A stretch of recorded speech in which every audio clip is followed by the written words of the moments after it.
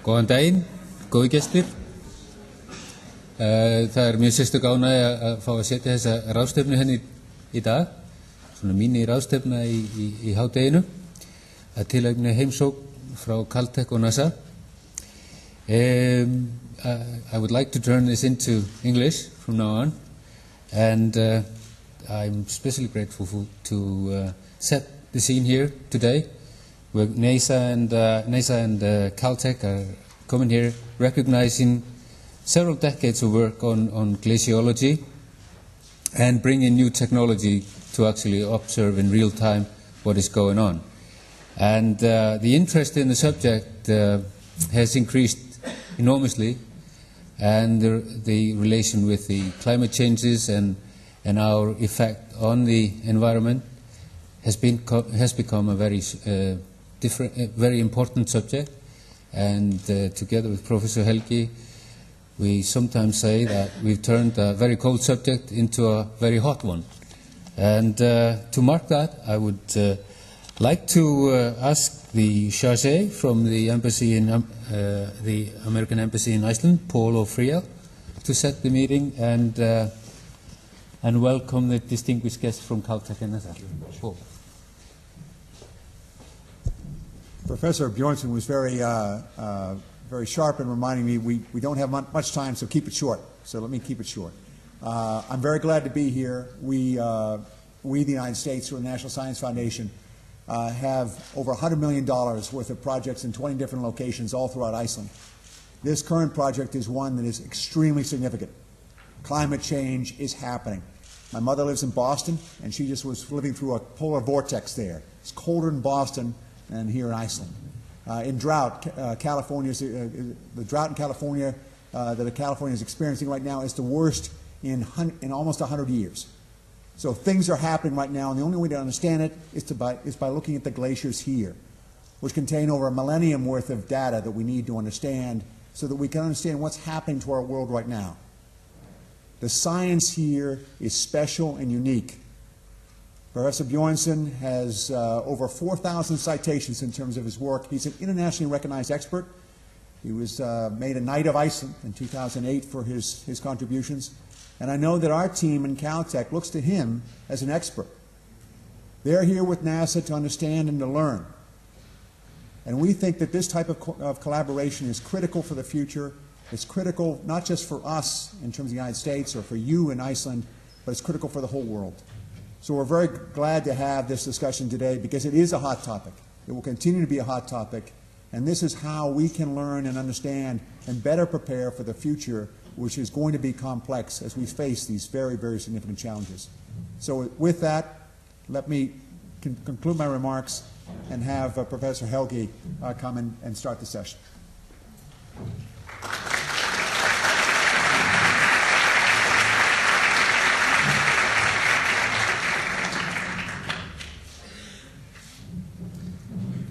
Well, thank you, Charge d'Affaires of the U.S. Embassy, and I thank the Ambassador for arranging this meeting together with the Outreach Office of the University of Iceland. I am going to give a short introduction before our main guests take over, and I will say a few words about the importance of international collaboration in glaciology, and glaciology is the study of the cryosphere. We are dealing with the ice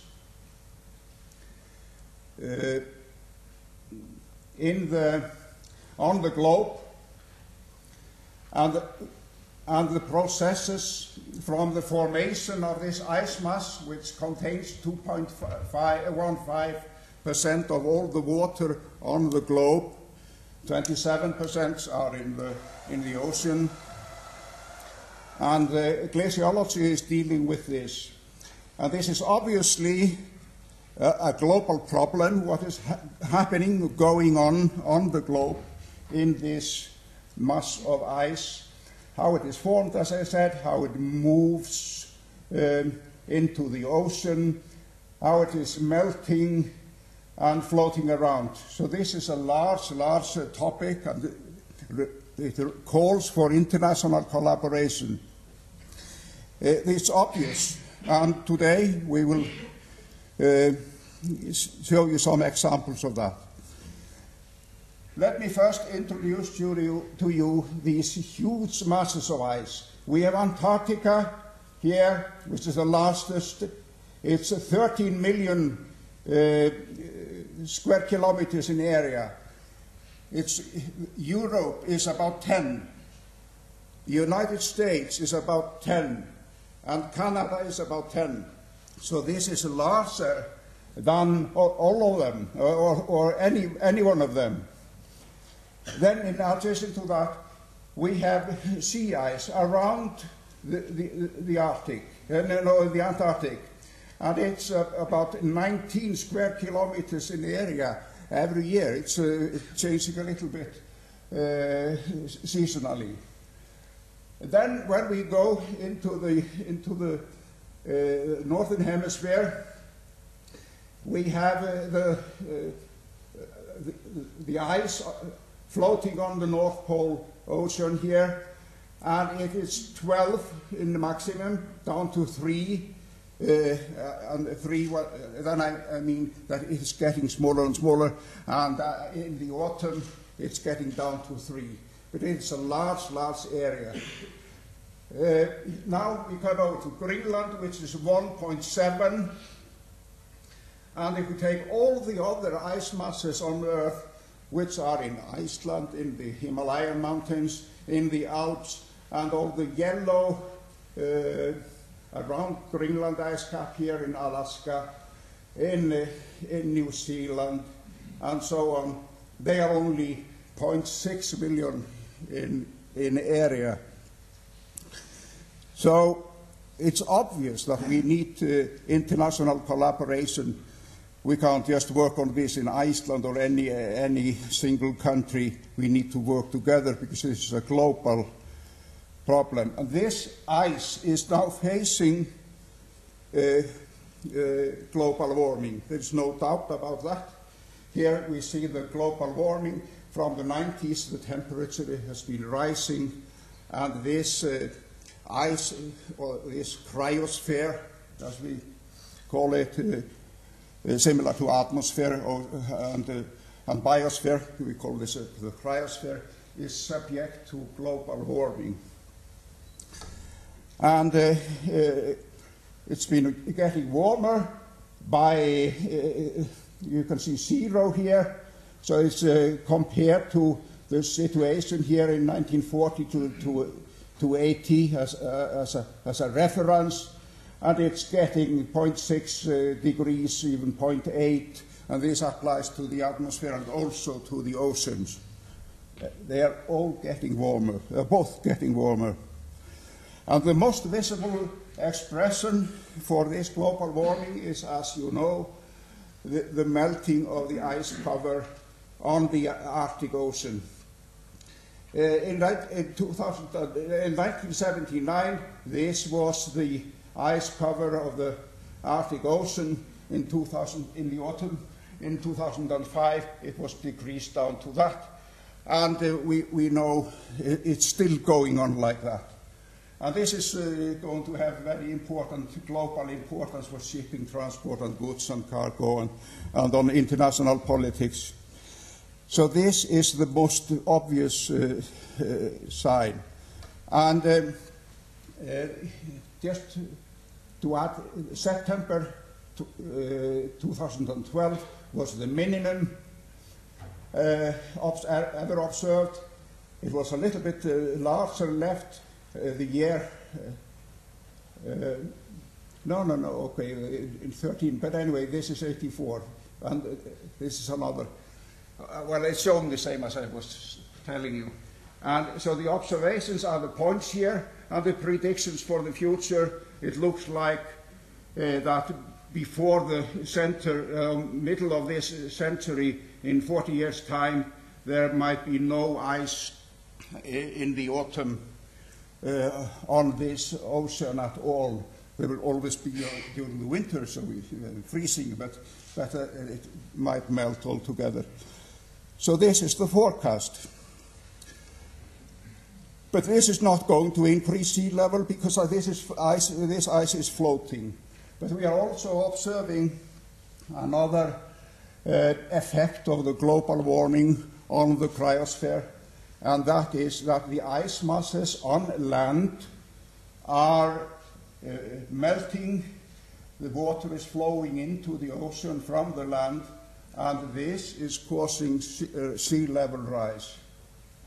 And here we can see the sea level rise over the last 100 years, and it is about 20 centimeters altogether. And this is derived from tide measurements and later on satellite altimetry data. And so this is facts. I always repeat this is facts because people are always discussing about whether this is happening or not. Let's just keep the facts. The fact is that sea level is rising, it's getting warmer, and the ice is reduced. And if you want to debate what is the reason for this, then that's another lecture. Let's just keep that clear. And then what is going on? We can see here that there are observed rapid changes in land-based ice masses, and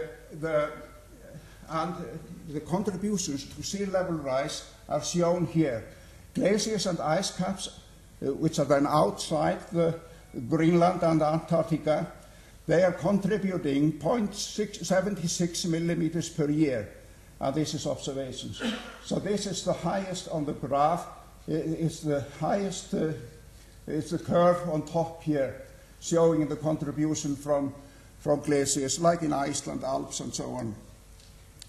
And then Greenland is number 2. It's 30.33, so it's the second here on in the middle curve here. And Antarctica is only contributing 0.27 so far. And thanks God for that, because if all the ice in Antarctica melts, it would raise the sea level by 60 meters, Greenland by 7. So, but all the other glaciers only were less than half a meter. But this is the situation. Well, there is more to this.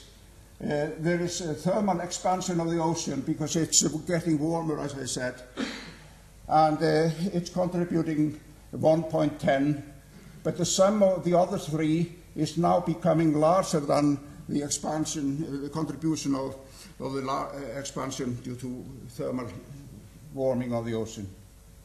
There is some other water draining from land, and the sum total of this, which can be explained, is 2.8. But the instruments are measuring 3.2, so there is still something to be understood there. So this is observations, and this is facts. Then we come over to the predictions. There are scientists all over the world working on the observations and also on understanding and what might be ahead of us. So we have the curve here. This is the observation here, and then we have the predictions. And there are several scenarios, as they call it, and this is from the last International Panel on Climate Change. Again, international collaboration. Nothing would be achieved here if this wasn't done in collaboration. And there are several predictions and scenarios. Here, the first one, which is this column, is a result of calculation assuming that there will be a 2-degree that the temperature at the end of this century will be 2 degrees warmer than it is now. And the other extreme is over there, then it might be 4 to 7. So there are several scenarios. But of course, all this is modeling and suggestions, and this is not the truth, of course. But it is very, very important that you can keep the discussion within some limits. It's not speculation, it's based on fact, or on observations and arguments, and this is the future. And so this is not the final end of this. So glaciologists will have to go on, and climatologists, and do better, continue to study this. And glaciologists are just one group. And I'm going to end by pointing out that there are still gaps in the knowledge in glaciology, and they call for international collaboration.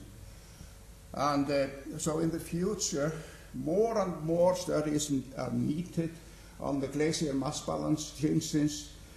We need more observations and models because because the mass loss is increasing, and we don't know how fast it will be increasing in the future, and it's spreading north. I mean, you need in the northern hemisphere, we need more observations there. There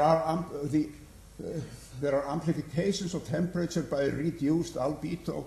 When the ice is disappearing, the reflectivity of the surface is reduced. Solar radiation is absorbed at a higher rate in the ocean. And for example, if all the ice is disappearing from the North Pole, this will change the climate worldwide because of increased absorption of solar radiation to the ocean. And we need to continue to observe this. There are all kinds of feedbacks. Well, this is one of them. And there are also thresholds. If you exceed a certain limit, it's just going straight up. There is a threshold. And this, so you may expect abrupt changes. We don't understand all this, and there are many surprises. The ice-ocean interaction also, when the glaciers are moving into a warmer ocean, and this is accelerating the melting, which are terminating into the sea. And there is calving processes. The ice is moving into the ocean, and they are breaking off. And for example, in Antarctica, where the ice is transported into the ocean and broken up, and the icebergs are sailing away. And you, in the newspapers, you can read reports on how this seems to be increasing. The Larsen ice shelf was broken off, and so on. And what is the main serious point there is that if they disappear, the ice on the land doesn't have will be more easily transported into the ocean, and then it starts to melt and increase the sea level. And in the end, we have dynamic processes which need to be understood in stability.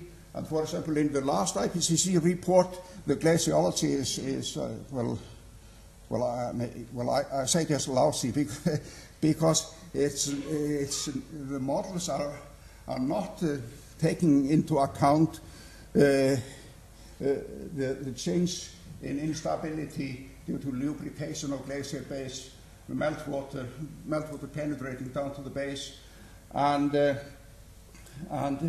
accelerating the ice flow. And today, we just pick out one of these future research topics, and that is the final one. And our friends from Caltech and NASA are here to look into this last point here, the dynamic processes, and how that might be changing.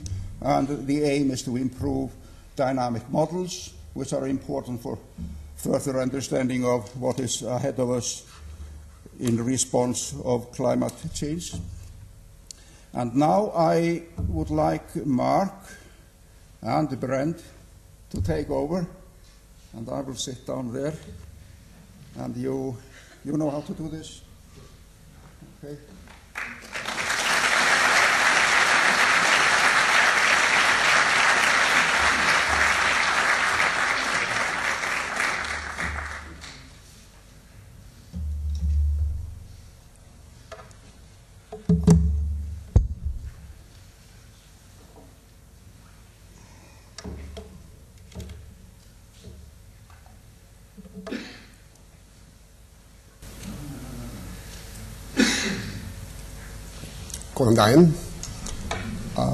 It is a great pleasure to be here.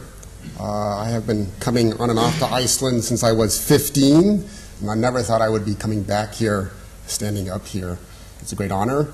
And I have to say that for both Brent and myself, we're coming from a group of people at the Caltech that is usually known for studying earthquakes and volcanoes and plate tectonics, and it is a wonderful opportunity to come here to be able to actually learn something about glaciology from some world experts. And so this is a wonderful collaboration which allows us to actually bring the expertise that we're developing in geodetic measurements and how to measure the deformation of the surface of the Earth and apply it to a problem which is of great international importance. This presentation is going to be divided into two parts. The first part I'm going to give, and it's going to tell you a little bit about what we're doing, how we're doing it, the instrument, and sort of a background of the measurement type. And then the second part will be given by Brent Minchu, who is a PhD student at Caltech, and what you're seeing, the results, are really the subject of his PhD thesis. And since he is doing 95% of the work, he should get at least 50% of the time. So I'm going to cover this first part here. Push this button. This part here. Okay. All right. So Helgi gave you a fantastic and very elegant introduction to motivate why we would spend time studying glaciers in general. And of course, a lot of people's attention is focused on the big ice sheets, Greenland that you see here, Antarctica in the southern latitudes. We are, of course, here. We are not studying Greenland. We are studying Iceland. And we're not even studying the largest ice cap in Iceland, Vatnajökull. We're studying Hofsjökull and Langjökull.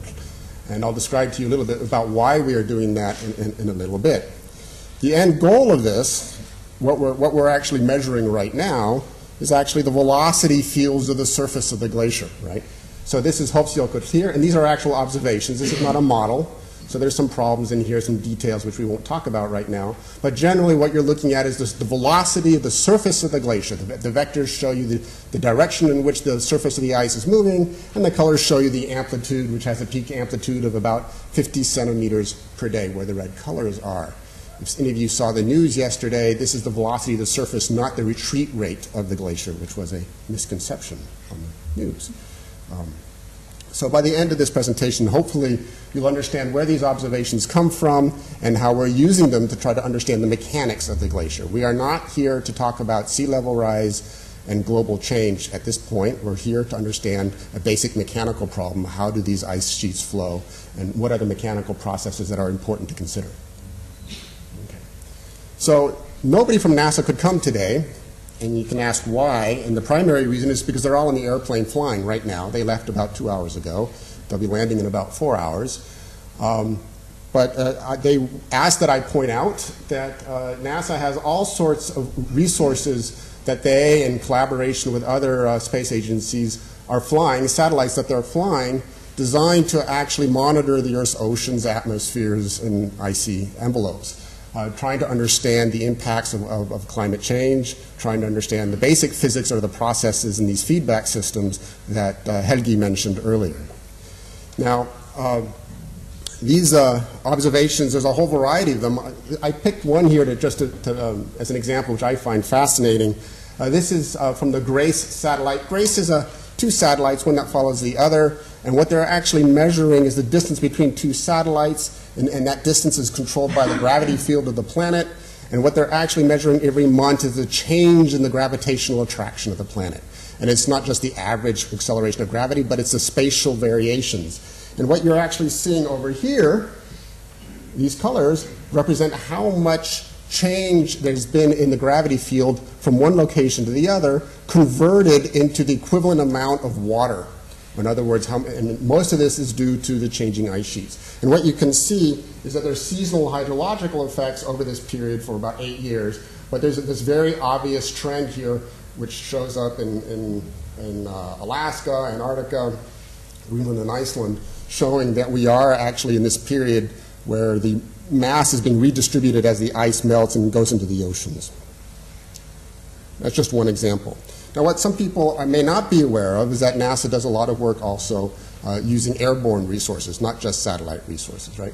And here's a whole fleet of aircraft which NASA flies to do much more targeted investigations than those permitted by the globally orbiting assets. And we're going to focus here on this one here. This is the plane that we're using. It's a Gulfstream 3 business jet that has been retrofitted, and we'll see lots of images of this in a second, right?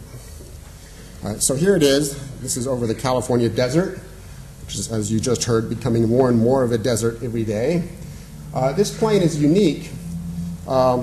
They've instrumented the bottom of this plane with this thing that looks like a missile, but it's actually the radar. It's a very large thing that hangs off the bottom of the airplane. It's called UAV SAR. UAV stands for unmanned. The U is unmanned, but it's clearly not unmanned because it's in a plane. But the idea is that eventually we could do these radar measurements from a drone, and that's the end goal, to be able to do long-term observations where this thing stays aloft for a day or a day and a half. This airplane flies higher than the typical passenger jets that you fly in. At speeds about 750 kilometers per hour. The important part of this for this kind of measurement is that you can take an observation on a flight path and come back a day, a year, 2 years later and fly the exact same path in absolute space in a tube which is about 10 meters in diameter. Right? So the plane can get back flying at this speed and refly that same path, re-image the ground from the exact same viewing geometry, and then we can use that to actually look at the differences of what we are imaging. And then it's actually flexible and can be used for a variety of radar purposes. I thought I'd give you sort of a tour of the airplane, since not everybody can go to Keflavik at 6 o'clock in the morning or 7 o'clock in the morning. So this was shot the other day. I'm not a very good cinematographer, but this is the first time the airplane has ever been outside in the snow, so they were a little bit worried about this, actually. So this is the plane. This is me moving around too quickly. And here's the radar. This is actually, it was covered at night because they were worried about what the snow would do to the radar. This plane, this is from the inside, so you can see a little bit about what it looks like. So remember, this was a business jet. It is no longer a business jet. You will see no businessman would want to fly on this thing anymore. Here we go. So they've yanked out all the seats, replaced it with computers. There's actually just a few seats for the people running the instruments, and in the back there's a few passenger seats for the scientists. So when it flies over here with the whole crew, it can fly with about 9 people. We fly separately. And this is what you see for the entire experiment, basically. You're flying every day for 6 hours at a time. If you're in Iceland, most of the time all you see is clouds. It's not too exciting. But Brent will prove me wrong later, as you will see. So here's the airplane again. This is what we actually see when we're flying. It's basically Google Earth, as always. And you're tracking your flight track. The flight information has been pre-programmed, obviously, ahead of time. And we slowly do a racetrack as you can develop our observation strategy. Typically, what you'll see is there's one person running the radar itself, and currently now it only needs one other person who's running this navigation system to get the plane back in this tube and then there's the two pilots up front. Sometimes there's another engineer who's doing some real-time processing, and then the scientist asking lots of dumb questions in the back. This is a radar imaging system. So radar imaging is not the same thing as optical imaging. Radar imaging, you're familiar with optical images like this, like you see in Google Earth or in other pretty pictures, basically what you see when you look out the window of an airplane on a nice day. This is what you actually see with radar. This is actually polarimetric radar, so it's using two different polarizations of the radar wave. Radar is an active imaging system, so unlike optical, where you're just looking at the reflected light from the sun, we're actually illuminating the ground like a flashlight, but with radar energy, and then looking at the return. The key thing with radar is we can see day, night, during clouds, or clear, and it doesn't matter, which does not work with optical imagery. Now, we're not here to just take pretty pictures. What we're actually here to do is measure how the surface of the ice moves, as I showed you early on. So what's happening is that we're actually measuring the distance from the sensor to the ground, and then we're coming back at a later date, hours, days, years later, depending on the application. Earthquakes, it may be years. Ice, it may be hours, and measuring the distance again. The way we actually measure this distance is by looking at radar waves, and what we're interested in is not the absolute distance, but the change in this distance, right? And so this change in distance we measure by looking at the difference between the arrival of these different waves, this very small difference here. So we're actually sensitive to millimeter to centimeter scale differences, okay? We're doing this for every pixel in an image. This is not a single point. We have images that are 20 kilometers across. The pixels are about 1 meter in scale, and for every pixel we actually get a measurement of how it's moved in the time period that we've looked at. This technique it's radar, synthetic aperture radar. Since we're looking at the phase in the radar, it's actually interferometric synthetic aperture radar, which we always call INSAR, and we'll use this word INSAR from now on, okay? The key thing here is that you measure a difference in position, you know the difference in time, so that gives us an estimate in the velocity. And so that's what we're looking at, is this velocity for every pixel. You're not limited to doing this from an airplane. And in fact, since 1992, people have been doing this from satellites. And here's a great example that was made here for Skeidar or Yokut. Looking at the velocity here over, I don't know what time period, but you're seeing about 1 meter per day of the velocity of the surface. So you can do this already from satellites. What airplanes allow you to do is to come back and do this whenever you want, as long as somebody's willing to pay for the airplane, and to do this from whatever viewing geometry you want, over whatever repeat time, with a very high spatial resolution. So the end goal is to be able to combine these kind of satellite observations with these kind of airborne observations to get a unified picture of what the ice caps are doing. We also measure things from points, and we'll hear more about this later, using GPS, for instance. These are very important because GPS provides a continuous record every 15 seconds or every second of what's happening. Why is all these INSAR techniques are different snapshots? It could be a snapshot today and then a snapshot next week, but you'd like to know, at least for a few points, what's happening continuously in time. So we can take advantage of the synergy of measurements which are continuous in space with measurements which are a point in space but continuous in time. Now, I don't need to really show this to most of you in this room.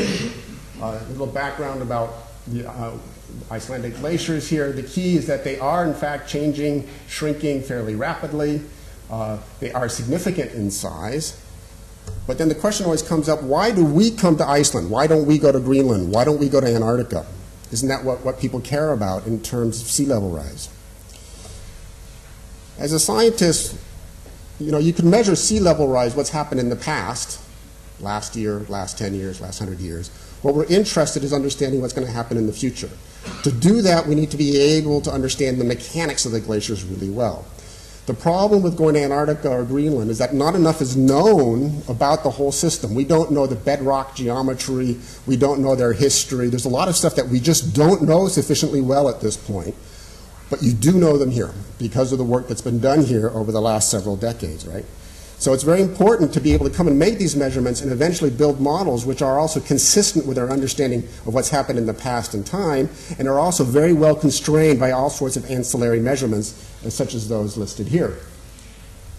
The other issue is that in the end, these things go into computational models, computer models of the whole ice cap system. What we're trying to do is actually develop a whole flow model for the mechanics of the ice and the bed of the ice. And right now, from a scientific perspective, we can view these as toy models in some sense, but we want models to be small enough that we can really explore all the complicated physics without making all the assumptions that we typically have to make if we're going to do something the scale of Antarctica or Greenland.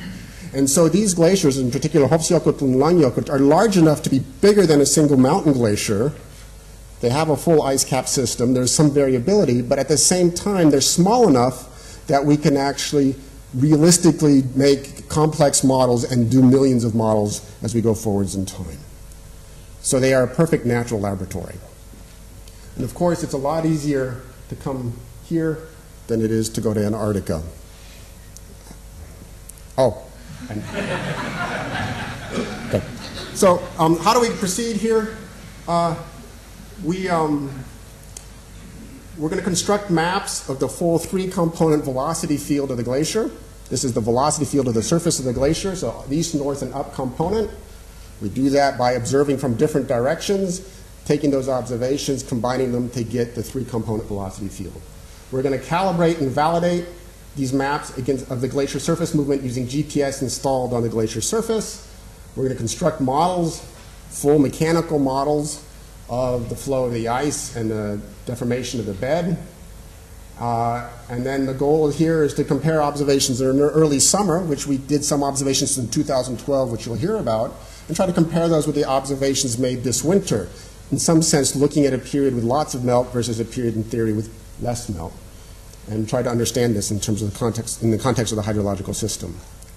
So I'm going to now pass the baton to Brent, who is going to tell you about what we've found so far. And while we do this, we'll show you a little video of us last week. Go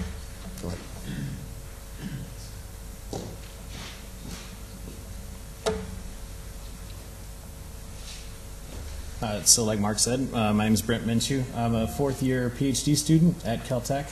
So you can see that this is our transition, kind of our hero video of us actually doing field work out on the glacier, and apparently Mark has it going on a loop. This is us setting up some instruments on the glacier, and of course we're not the only ones that do this. Our colleagues at the Earth Science Institute here at the University of Iceland do this quite a bit more often than we do, and there are a number of different measurements that they take from on the ice itself that we use, but the most important measurements that we get from the ice in terms of this particular project that we're talking about are the meteorological data, which pretty much includes temperature and wind speed at about 3 meters above the surface. We get net radiation, so that's incoming and outgoing solar radiation and thermal radiation. And we can take all of these data, we can plug them into estimates of surface energy balance, and we can extract from that estimates of the surface melt on the glacier. So you saw us in the video, we were setting up GPS data in 2012, which is the data that we're going to talk about here. We set up GPS data on a single outlet glacier in the south of Langjökull that I will point out to you in a little bit.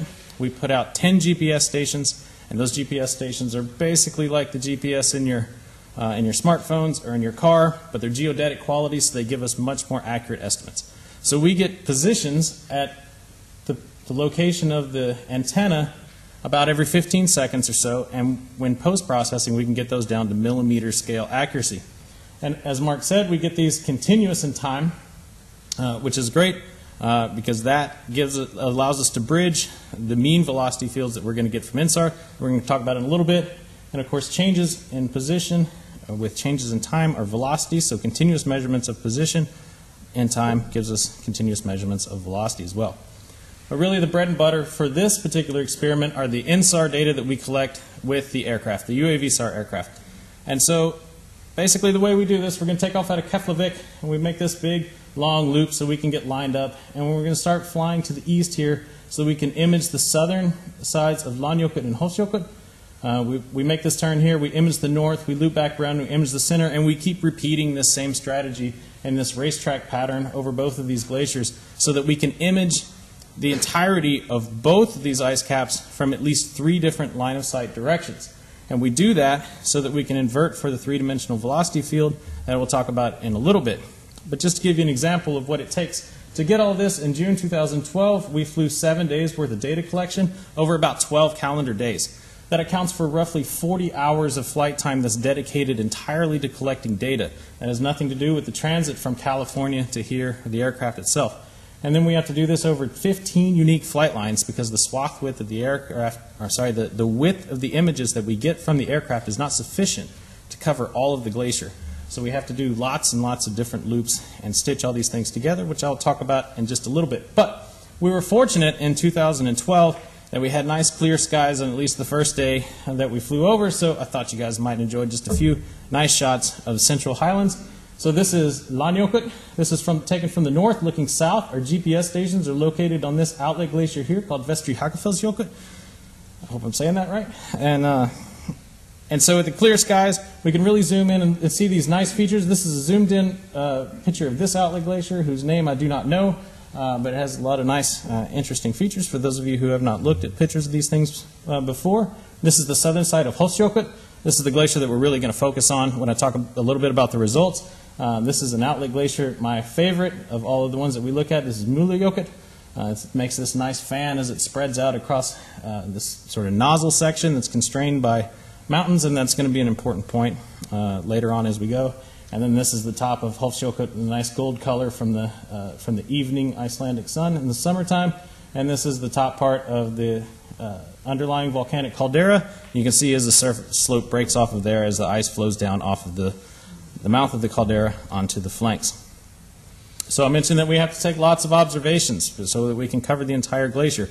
And so if we take all those observations and we patch them together and we look at this sort of quilt work of the number of scenes that we have over this area, this is what we see.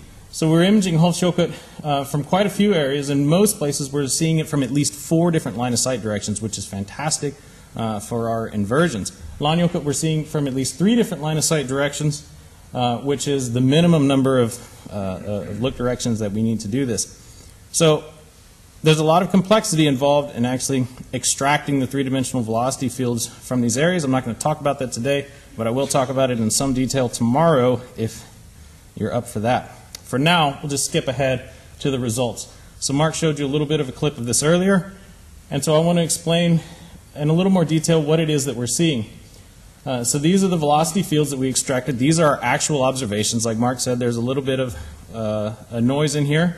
This is our first iteration of making these videos. So I hope you'll forgive us a little bit of noise on the outside, and we'll try not to focus on that. But the color map that you're seeing here, the colors indicate the total speed of the glacier, the motion of the glacier itself. These light blue colors, they indicate very low velocities, close to 0 in most places. And then it's going to span through green to yellow, and then red indicate the highest velocity areas, which we see particularly on Múlajökull and some of these other outlet glaciers. And these can get up to roughly 50 centimeters per day, as Mark said. And then, of course, the arrows are going to indicate the flow directions. Now, this is the first iteration of these videos, so unfortunately we don't have them cropped out to the edge of the glacier. So as we're zooming in, it's important to make a mental note of the boundaries of the glacier itself so you can delineate these things in your mind when you're looking at the velocity fields. And the first thing you're going to see is a view from the north looking south, and you'll notice that the outlet glaciers on the north-facing slopes are typically moving slower than the south-facing slopes. And maybe Helgi can correct me on this, but I think that's probably because the north-facing slopes receive less solar radiation in general than the south-facing slopes. But that may also be controlled to a significant degree by the thickness and the basal topography itself. But basically, as we zoom around here, you can see a little more details, and I meant to flip the slide anyway, so that was a lucky accidental hit. So these are snapshots of the videos that you just saw so that you can see these things in a little more detail. Lánjökull here on the left, Hofsjökull here on the right. I'll focus particularly on Hofsjökull because those are the results that I'm going to talk about in a little bit. But you'll notice that Hofsjökull has a few areas where we see these particular streaming features so that the motion of the ice is really concentrated in space in these particularly high velocity areas that are moving quite a bit faster than all of the areas around it. We also see some areas, for instance, here in the east and again in the north where the glacier is moving in a little bit more of a sheet motion so that the change in velocity in space is actually quite low over these areas. And this is another one of the things that makes Iceland such a nice area to work in, is that we have this variety of outlet glaciers, a variety of mechanical properties that are happening in a very concentrated area that's all experiencing the same climate. And so it's a very nice controlled experiment in that sense. But the thing that we're really focused on right now is how these glaciers change their velocity over very short periods of time. So if you don't study these things, it's easy to think of glaciers as these slow and lumbering things that are basically moving at the same pace all the time and maybe don't change their speeds very often. But in fact, they're very dynamic things. And based on this is an example that we have from the data that we collected in 2012. And this is a transect going across Jökull here in the bottom. I told you this is my favorite one. It's a very nice looking thing. And so these are what I'm plotting here are the speeds along this transect. On the left side of this graph are the high elevation, and the right side of the graph is low elevation. So this blue line represents the data that we collected at the beginning of June. The red and green lines represent data that we collected in the middle of June, and this black line is data this is basically data that we got from a European satellite that was flying quite a bit earlier in February 1994. So what you can see is that in the summertime, in 2012, the glacier velocities were typically quite a bit higher than they are in the winter. But what's really interesting to me is that this glacier slowed down by a factor of about 1.5 in the highest velocity area over about 10 days. So we have a significant change in velocity, and we think that a lot of that's related to the changes in the basal hydrology. But in order to really understand that, we need to get an estimate of what's happening at the bed. So tomorrow I'm going to talk in great detail about what's happening at the bed, stress fields, and all kinds of wonderful things. But today I'm just going to talk about the velocity at the bed itself. So basically the surface velocity that we're measuring is the sum of the deformation of the ice due to gravity and then the sliding along the bed. So ice is a viscous fluid. You can think of it like really, really cold honey. And so it deforms simply due to gravity. And this deformation depends on the geometry, and in particular the important components are the slope of the ice surface and the overall thickness of the ice.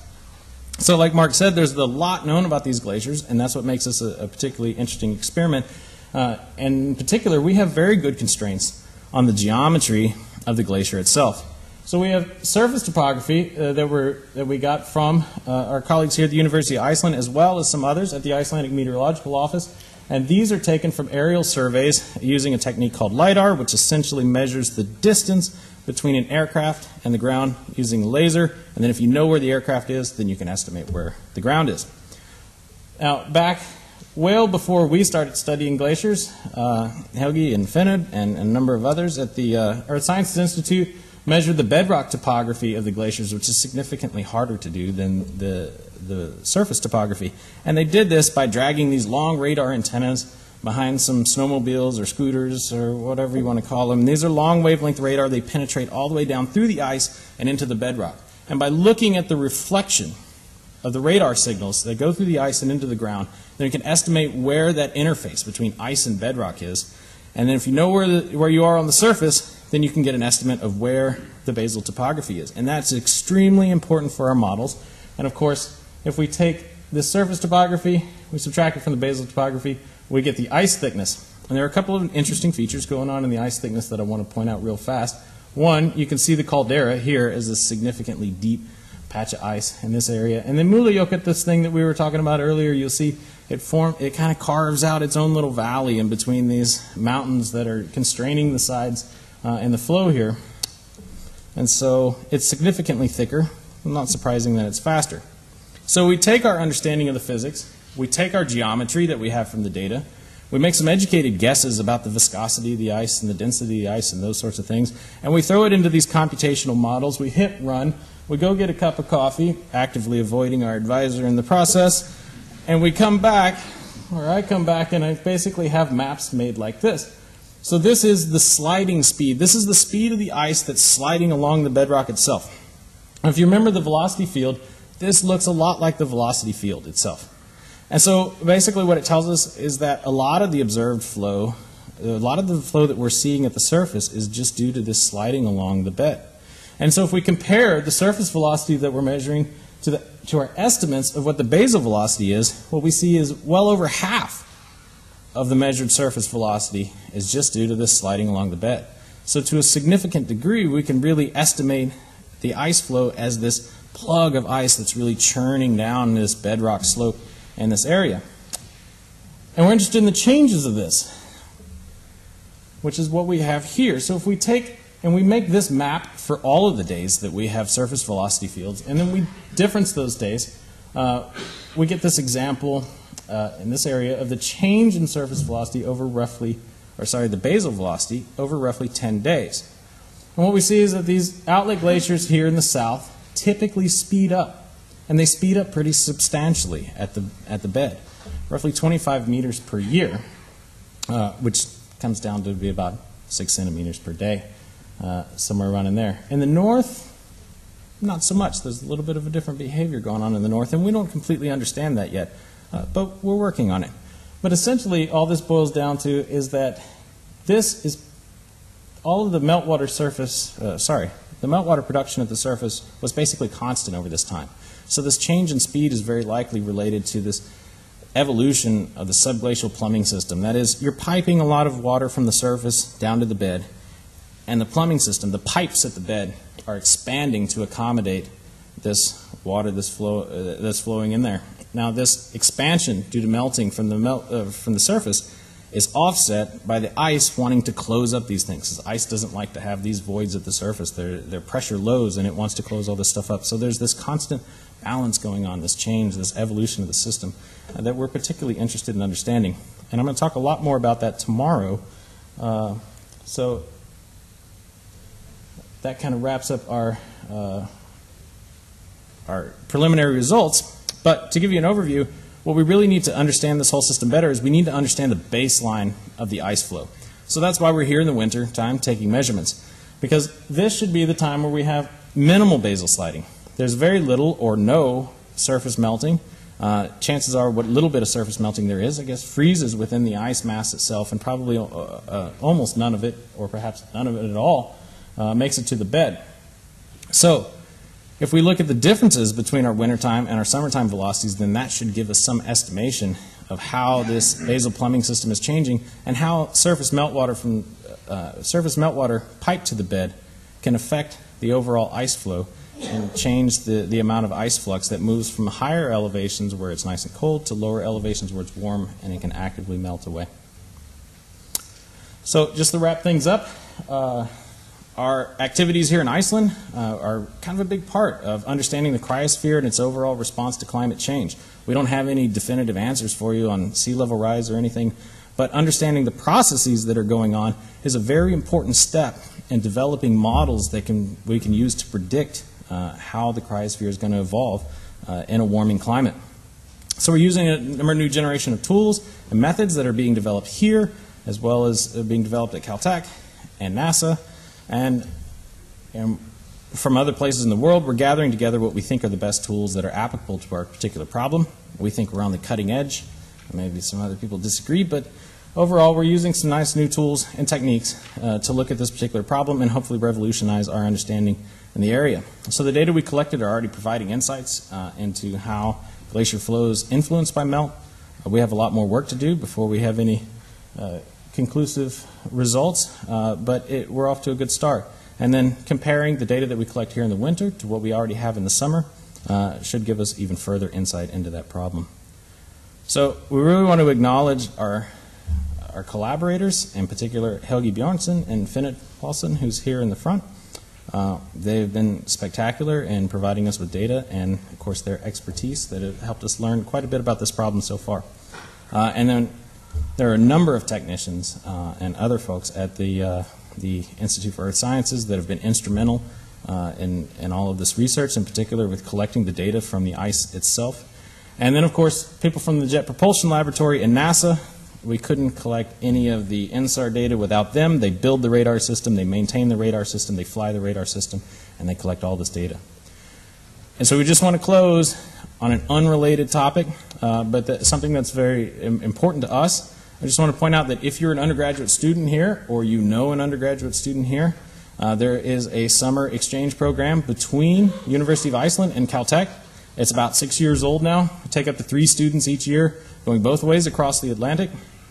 And so if you're interested in that kind of thing, if you're interested in coming to Caltech and doing some research with the scientists at Caltech, then we would love to have you in Southern California.